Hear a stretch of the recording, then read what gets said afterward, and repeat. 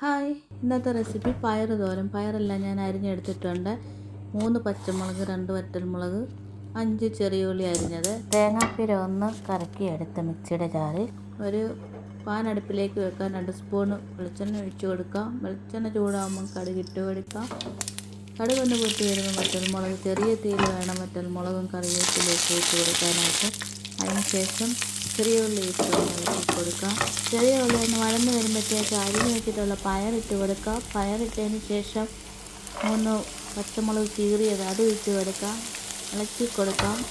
1/2 teaspoon മഞ്ഞൾപ്പൊടി ഇട്ട് കൊടുത്ത് 1/2 സ്പൂൺ ഉപ്പുപൊടി ഇട്ട് കൊടുത്ത് ഒന്ന് ഇളക്കിയതിന് ശേഷം നമ്മൾ നേരത്തെ ഇട്ട് വെച്ചിട്ടുള്ള തേങ്ങയും കൂടെ ഇട്ട് കൊടുത്ത് ഒന്ന് ഇളക്കിയതിന് ശേഷം ഒരു 2 മിനിറ്റ് ചെറിയ തീയിൽ വേകാനായിട്ട് വയ്ക്കാം.